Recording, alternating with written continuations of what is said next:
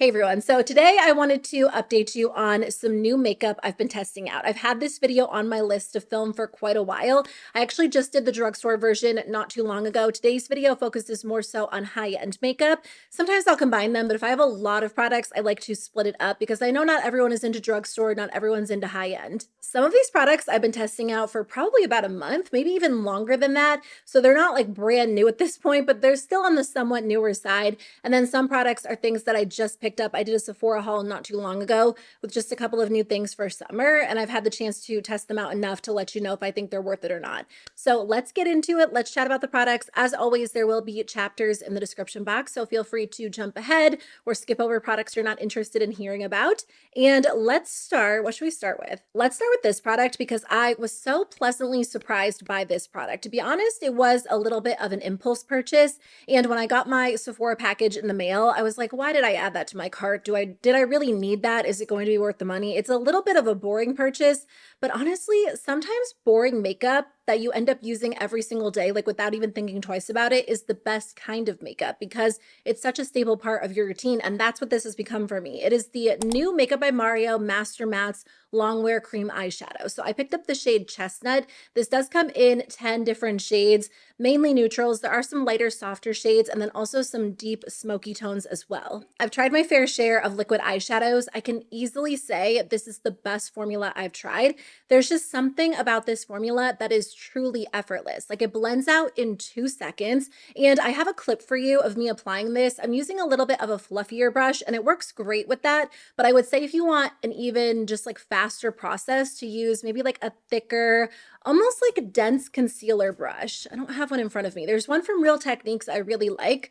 I don't know the exact name. I'll find it. I'll link it in the description box below. That works really well with this formula too. You don't even have to use a brush. You can just use your finger and tap it on. If you want more of an opaque finish, I would maybe recommend layering it up and then just gently tapping it on. But typically with a liquid shadow, I kind of like a softer wash of color. The nice part about this is you can get a softer wash of color, but it's not so sheer that it basically disappears on the eye. And then it is very easy to layer up as well. It's a really beautiful texture. It does give your entire eyelid like a very smooth finish. There's almost like a gripping factor to this product. So I find that it stays in place really well, even if I don't prep my eyes. Typically when I'm doing my eyeshadow, before I do my eyeshadow, I'll put on some concealer and then set it with powder and then do my eyeshadow because my eyes can be a little bit more on the oily side during the summer.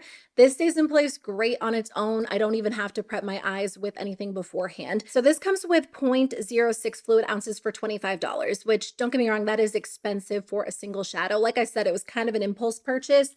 I just want to compare it to a couple of other alternatives I like. If you're looking for a more affordable liquid shadow, About Face makes a great option. They also have a ton of shades. They have 31 shades and they do neutrals, but also colorful tones. So theirs is $16. So quite a bit less expensive. Oh, that one comes with 0.15 fluid ounces. So more than twice the amount of this one for $10 less. The hard candy ones are very inexpensive. They are $3.98 each. I think they only have like 8 shades.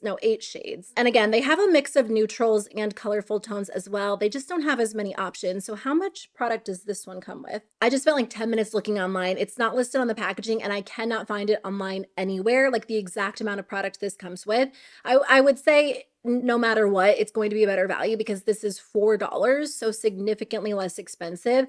And if there's a shade that would work for you, highly recommend this formula. Same with About Face. I do think when it comes down to it, I like the Makeup by Mario formula better. I think overall, it's significantly easier to use. It's not as intense as the About Face formula, and it definitely blends out a little bit easier than the hard candy formula. I just think the formula combined with the color, the ease of use, like it really is a staple for me.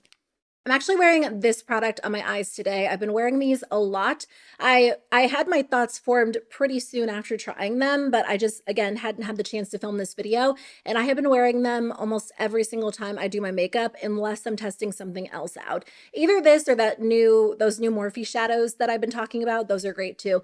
But anyway, these are from Urban Decay. They are the Naked Eyeshadow Sticks. I don't think these are at Sephora. I think they are Ulta exclusives. I did get these in the mail as PR. And to be honest, I probably wouldn't have purchased it otherwise, but I thought I would try it out and see if it was worth the extra money compared to other drugstore alternatives. The Milani eyeshadow sticks are my personal favorite, so I always kind of compare everything to those. So I have this one on my eyes today. It's the shade Toasty. I have it all over my lid, blended into the crease, and then I have a little bit of a brown shadow in the crease just to kind of blend out the edges.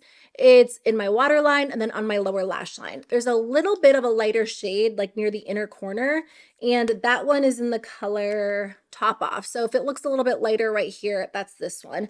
These, again, really surprised me. I feel like it takes a lot for me to say a high-end eyeshadow stick is worth the money. I've tried quite a few of them, and I really don't think most of them are worth spending the extra money on when there are other drugstore alternatives out there like Milani. But I do think that these are going to be worth it for you if you like a good neutral eyeshadow stick. If you're like, I don't need that, I'm totally fine with my eyeshadow palettes, my liquid shadows, my drugstore options, you won't miss out by skipping it. And I'm never here trying to create FOMO for you. Like, you'll be perfectly fine if you don't buy this, if you don't buy this. I really just want to share the pros and cons so you can decide if it is something you want to spend your own money on. And I know for some people, like, all they wear is an eyeshadow stick because it tends to be very quick, very easy. That's my mom. She texts me all the time, like, what's your favorite eyeshadow stick right now? Do you have any recommendations? Because she just loves the way they apply, they blend out, they're fast, they're simple. And I actually told her to try these. I'll probably just give her a couple of these after I film my review because I think she'll love them too. Anyway, I think part of the appeal with this line as well is going to be the fact that they just have a great line of neutrals. A lot of brands do some neutrals and then they do a ton of colorful shades.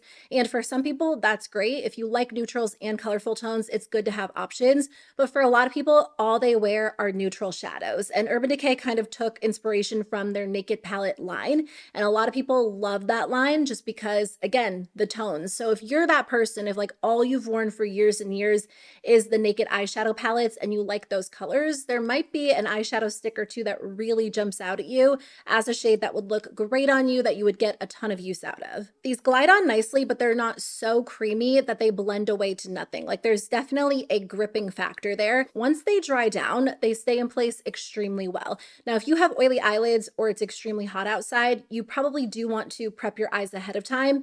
And I'll take, again, concealer, a little bit of powder before I go in with these, and that definitely extends the wear even more.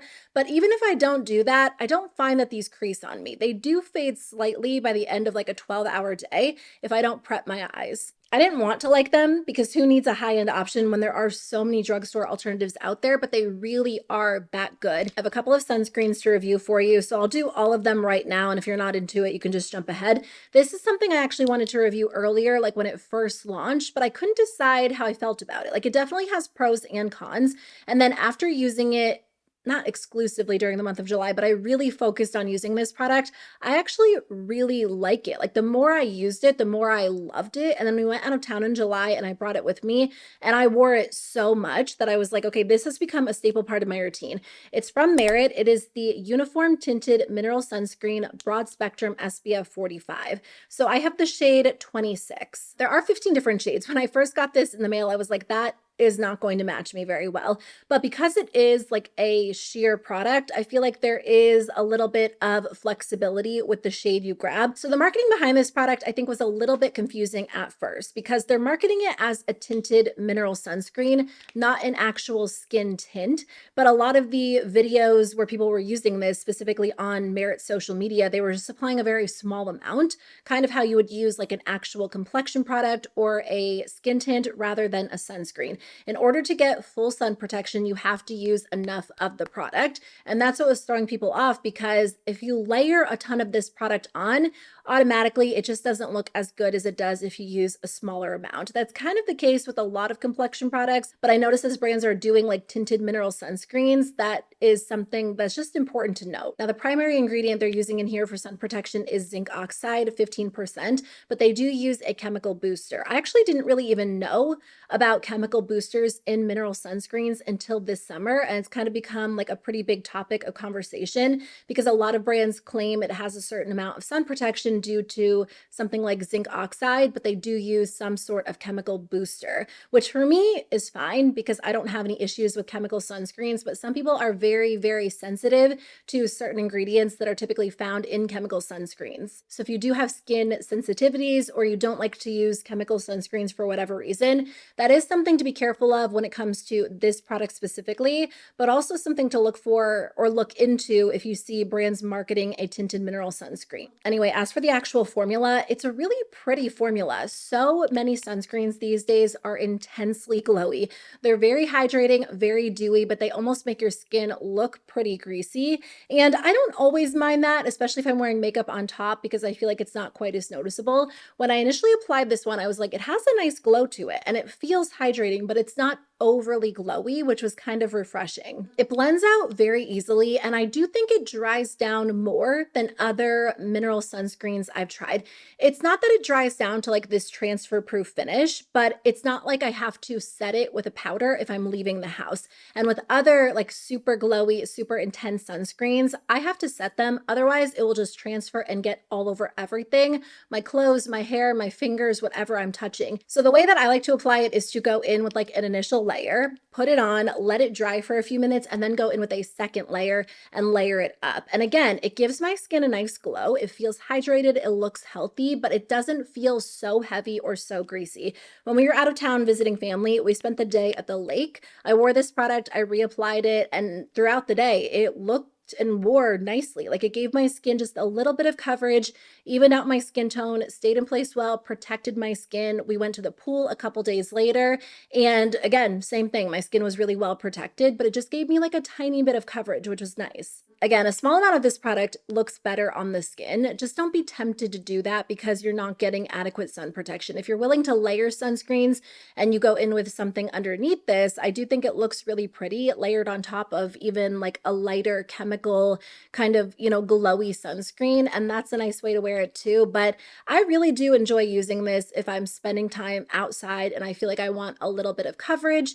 And I do think, it stays in place well throughout the day. So I've been a big fan of it. I don't think everyone needs to run out and buy it. If you're happy with your sunscreens, you don't care about a tinted option, you might not need to add this to your collection. And again, if you don't like those chemical boosters added to mineral sunscreens, maybe skip over it as well. But I've enjoyed it quite a bit. I've been reaching for it a ton this summer. Sephora is now carrying Beauty of Joseon, which I want to try so many of their products. I love their Dynasty Cream. It's such a gorgeous formula. And as I was scrolling through Sephora's website, I was like adding a bunch of products to my loves list, but I just can't go and purchase a million skincare products right now. It's been my goal in 2025 to like really work through a lot of the open products I have, and I'm getting there. So maybe once fall rolls around, I'll end up grabbing a few more to try them out. But I did purchase a new sunscreen because I actually think I used up like 2, maybe 3 sunscreens. So I was like, okay, I'll try a new one. This is their Day Dew Sunscreen Broad Spectrum SPF 50. This is a really gorgeous formula. They kind of market it as like a skincare focused formula. So it feels nice. It's kind of like a serum texture, very watery, sinks in quickly, it blends out super fast. There's no white cast on my skin, but my skin is on the lighter side. So just keep that in mind. And it doesn't sting my eyes, doesn't burn my face. It's very comfortable, super glowy, very hydrating. It feels good. I have it on my face on this side.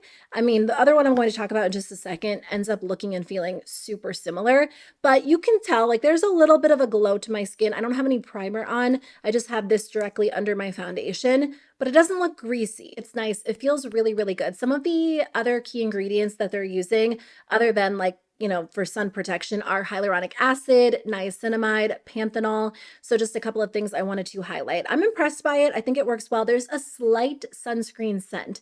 It's very, very subtle. It's not something I noticed once it's on my face. It's just something that I noticed as I was like really trying to see if there was a scent. The other product I tried, or the other chemical sunscreen I want to talk about, feels almost identical on the skin. This one is from Glow Recipe. This is their Dew Shield SPF 30 Hydrating Fluid Sunscreen. Honestly, almost identical in terms of texture. It has that very like fluid-like feel to it. I think they even say in the description that it's like Korean what they say, Korean beauty inspired or like Korean skincare inspired. But again, it gives a great glow to the skin. I have this one on the right side of my face. It feels hydrating, very, very dewy. This one has a watermelon scent that is very noticeable, like even while it's on the skin. If I wear makeup on top, I feel like that scent kind of disappears. But if I'm wearing this on its own, I can smell it the entire time it's on my face. It's not an unpleasant scent. It just smells like their like watermelon glow line. So if you like that scent, that might be a pro for you. But if you're not a fan of scented sunscreens, skip over it because it is noticeable. Some of the other like skincare focused ingredients in here are glycerin, niacinamide, watermelon seed oil, and vitamin E. So it is meant to be a very conditioning,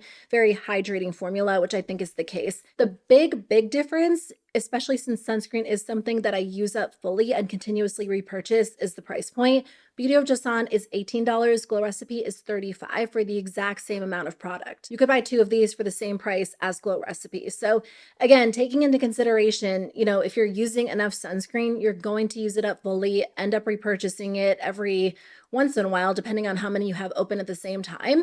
And in that case, I would opt for the less expensive option. Glow Recipe is SPF 30, Beauty of Joseon is SPF 50. I do prefer a higher option whenever available. So for me, it really isn't a contest. I would just go for this one, again, because there really feels like there is no difference when I'm wearing these side by side and applying them side by side. Both beautiful options. I think they're great. So it comes down to personal preference, but I'm really enjoying this one and using it fairly often. Glow Recipe also came out with a new lip balm formula. These retail for $22. There are 4 different shades. I do have 2 of them. They have these 2, then they also have a clear and then like a very light sheer pink. So the 2 that I have are the most pigmented in the line. Overall, they're nice. They remind me a little bit of Summer Fridays. If I'm comparing them, I just wanted to pick like the most popular high-end option. I do think I personally prefer the Summer Fridays formula for a couple of different reasons. Number 1, they have more shades to choose from. Number 2, they're definitely shinier on the lips. I just reapplied this one. This one is in the shade Blackberry Bingsu. Underneath, I do have the Merit lipstick in the shade Baby, and then I'm wearing the ColourPop lip liner in the shade Oh Snap. So I'll apply these on their own so you can see what they look like how much color there actually is. They're pretty sheer, but again, these are the 2 most vibrant shades in the line, so they have a little bit more color than the other 2 options. They definitely feel nice while they're on the lips. They're a little bit shiny. It probably looks a little bit shinier than it is in person because I have the lights on. If I didn't have the lights on, like if you just saw me in real life, yeah, I mean, it's still shiny, it's still glossy. It's just not as intense as the Summer Fridays formula, or really a lot of the other lip balms that I tend to go for fairly often. They are pretty thin, they feel comfortable. They're just, in my opinion, they're nothing exceptional. And I feel like there are so many lip balms out there these days that you don't have to buy a high-end option. But if you were going to buy a high-end option, I would stick with Summer Fridays. They have more choices. They smell better, in my opinion. They last a little bit longer. They're more intensely hydrating, and they're also a little bit shinier overall. I will say these don't really have a taste, and they have a slight scent, but they're not as strong as Summer Fridays. Oh, one big thing I wanted to mention, a lot of reviews say that these actually feel super grainy on the lips.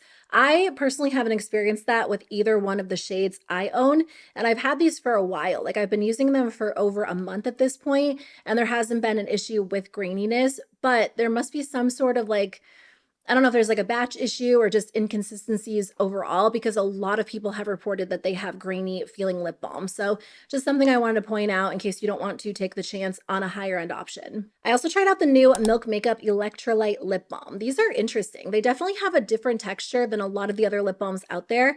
These come in 7 different shades. They're $18 each, so a little bit less expensive than other alternatives.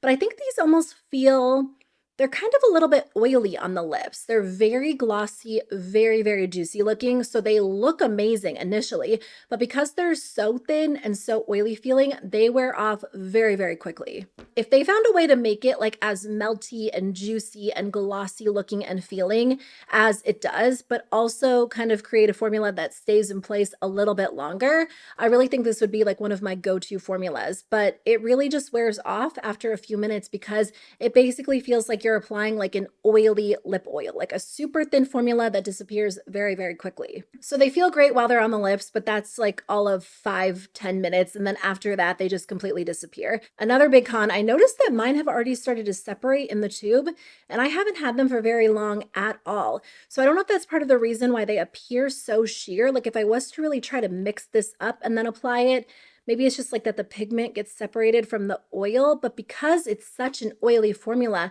like you can almost see the oil kind of separating from like just separating in the tube. Honestly, in my opinion, I just don't think it's worth the $18. It looks really pretty initially, it feels good, but I just, for $18, like I want something that's going to last a little bit longer, and that product wears off way too quickly. Last lip balm for now, the Henriksen Pout Preserve Peptide Lip Treatment. I bought this one from Sephora. When I placed my order, I think I actually placed my order. Well, I needed to repurchase a couple of things, but they came out with this and I was like, now's the time, because I love peach scented products so much. This one smells good. It's a very sweet peach scent. It kind of smells like peach candy. So you might like that, you might not, depending on how you feel. I will say the formula is great. This is my favorite lip balm formula of all time because it is super nourishing, a little bit thicker, so it lasts really well, and then it looks super shiny, really glossy on the lips. The color is a little bit underwhelming in my opinion. They already have one that basically looks clear on the lips, Citrus Sunshine, so I wish this had like a little bit more of a tint because it ends up looking very similar to Citrus Sunshine. They describe it as like a soft peach glaze, but on my lips it basically looks clear. So a hint of color I think would have been really nice, but if you're buying this for the color, you might want to skip over it because it pretty much looks clear. If you're buying it for the scent, I think you'll like it. And of course, the formula for me personally is just like top tier. Two more products that I picked up from Sephora that I truly do like, but I'm just not convinced are like worth the money if you're really trying to narrow it down to which high-end makeup products are worth that extra splurge. This one is from Ilia. It's their Soft Focus Blurring Blush. I picked up the shade Glimpse. So I did buy this because the formula sounded great, but I loved the shade, and I don't think it looks like this on my skin. I mean, and obviously that might vary depending on your skin tone. If you have different undertones, if you have a lighter skin tone than me, maybe it would look different on you. It pulls much warmer than I thought it was going to. It looks pretty, don't get me wrong. Like I like the color of it. It's just every time I wear it, I'm like, oh, that's not quite what I was expecting. The big claim is that it blurs pores, it smooths texture. And I mean, it looks smooth enough on the skin, but it's not the most blurring blush I've ever tried. There are definitely other powder blushes, cream blushes, liquid blushes that give my skin more of like that smooth blurred finish compared to this one. So, you know, part of me is like, is it really that good that I want to sit here and recommend it? It's $36, which $36 for a Sephora blush even feels very expensive. I feel like just looking through the blush section, I haven't purchased a lot of powder blush in a little while. So let's look at the powder blushes. Tower 28's powder blush is $22. That one actually does look, that one gives my skin more of a blur than this, for sure. The Rare Beauty Soft Pinch Matte Bouncy Blush. Again, such a good blurring formula. That one's $27, so like $10 less expensive. The Say Blush, which I did try and I didn't like, that one's $28. Kosas $29. So yeah, this is pricey for a powder blush. I mean, if you're comparing it to luxury brands, obviously it's less expensive than those, but those are just some of the more recent powder blush launches that I feel like people have been talking about. And in my opinion, I'd go with Rare Beauty over Ilia. It's a different texture. It's like that bouncy kind of like cream to powder formula, but that one really does give the skin such a beautiful, smooth, blurred finish. And then Tower 28, that one's fully matte, and the Ilia blush does have a little bit of a glow to it, but I don't know. While I like it and I'll continue to use it, it's just not anything that really blew me away, especially for the price. I kind of feel the same way about this Rare Beauty gloss. So pretty. I love the color of it. I think it smells really good. It looks nice on the lips, but it's just not anything super special. And maybe it's just because I've tried so much makeup at this point, and it is a little bit more rare for brands to come out with like terrible products these days. It does happen, but it almost feels like a lot of makeup these days is good. But is it amazing? Is it great? Is it significantly better than what I already own? Most of the time it's not, but I feel like it's my job to find like the best of the best with you. And if something's like good, but not necessarily great. I want to say that. And this is $20. So again, not as expensive as some other high-end lip gloss formulas. You have a lot of good like shimmery or glittery lip glosses in your collection you already love. I don't think you need to run out and buy this one. It's also not like the shiniest gloss I've ever tried. And I feel like if I'm wearing a lip gloss these days, I want something that feels super hydrating, that feels really plush and luxurious and looks incredibly shiny. And while this is shiny, I mean, it's a lip gloss. It's not anything that really blows me away when I use it. I also said in my initial haul video where I talked about this, I felt like I could feel the glitter on the lips. And I kind of think I can. It's not horrible, but if that is something that bothers you, like, you know how I was talking about the fact that some people said these are gritty, that's what this kind of feels like on my lips. So I'll continue to wear this shade, but I definitely won't run out and purchase any additional ones. Okay, 2 fragrances that I wanted to update you on. This one, I rarely return products, just to be honest with you. And it's not that I think there's anything wrong with returning products. If you bought something and you hate it, if the quality's bad, whatever the reason, these stores have return policies. So there's nothing wrong with taking advantage of them. But as someone who, you know, essentially makes money off of the products I talk about because I get paid from the AdSense on my videos, if you use a link, I make a small commission. For me, it doesn't feel, this is just a me thing. I don't care what anyone else does, but for me, it doesn't feel right like making money off a product and then returning it. So usually I just declutter the products, I pass them along to someone else, but this product, in my opinion, is bad. So I honestly think I'm going to return it and get my money back. And I'm so sad. I wanted to love this. It's from the brand Day. It's their Dream Veil Hair and Body Fragrance Mist. I don't recommend spending your money on this. I love the scent. It smells so good. It smells like the hair cream. It is like the scent of my dreams for summer because it basically smells like an orange creamsicle. The top notes or the key notes are sparkling citrus, dewy orange blossom, warm vanilla. It smells so good. It doesn't last. It honestly just like instantly disappears. It doesn't matter how much I apply. I swear one day I sprayed this like 15 times all over, like my hair, my clothes, my body. I walked out the door and I swear it was gone. I think I said in my initial haul video that it lasted like an hour, but that's not even the case. It doesn't. I don't know what I did that day. I don't know if I sprayed it like 10 times on my arm and then I was like initially testing it that way, but I have used this probably like 4 or 5 times since then. And every time I leave the house, like there's nothing there. I think you're better off skipping it, saving your money. It smells good. I wish it worked. And if they come out with a perfume version, like an actual perfume, I will definitely be buying it. But sadly, I just feel like it's a fail. This one lasts significantly longer. I don't like the scent as much, but I think they actually do have a peach fragrance, so I might have to go in store and try that one. This is the Touchland Power Essence Hydrating Body and Hair Fragrance Mist. This one is in the scent Mango Mojo. This one smells really good. Like it definitely has that fruity feel to it, but it's also like very florally. It's very sweet. This one isn't quite as sweet. I love this scent so much. I'm so disappointed in it, but enough about that one. This one is a great option if you like a sweet kind of mango florally feel for summertime.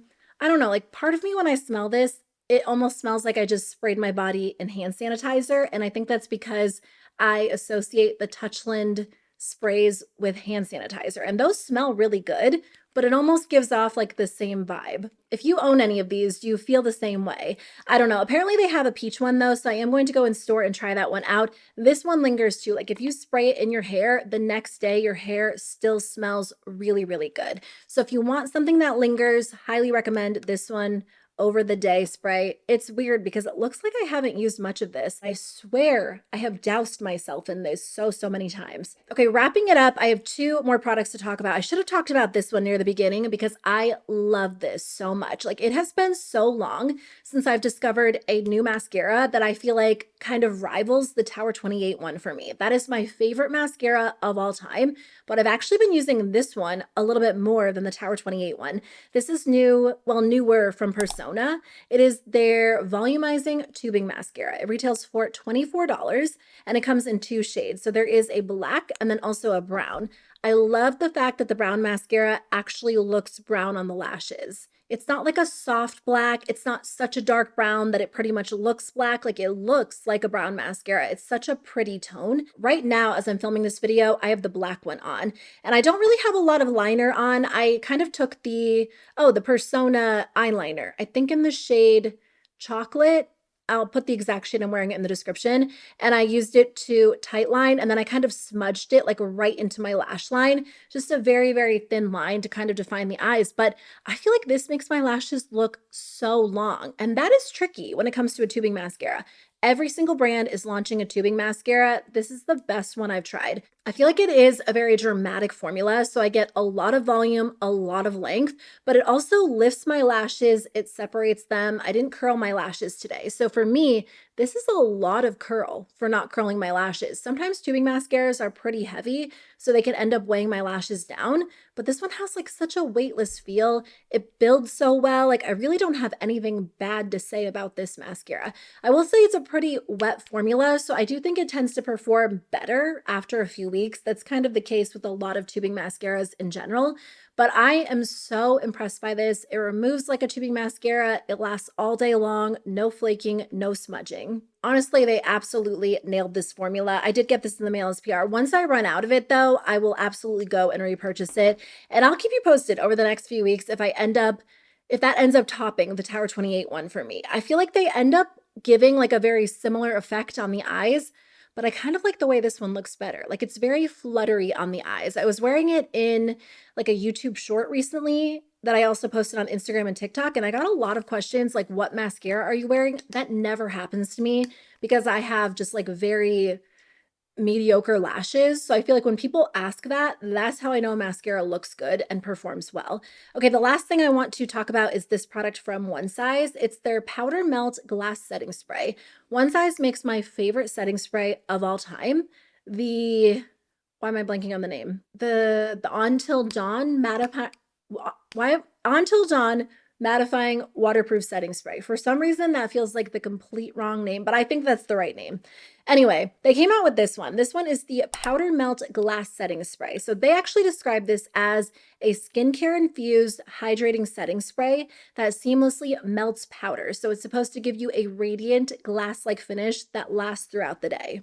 It really does melt the powders on your face together in a very beautiful way, but it allows the matte parts of your makeup to stay matte. Whereas if there's anything that's like not set or really glossy or dewy, it adds more of a shine to those areas, which is just so interesting because most setting sprays do like one thing. They fully mattify everything or they add like glow everywhere.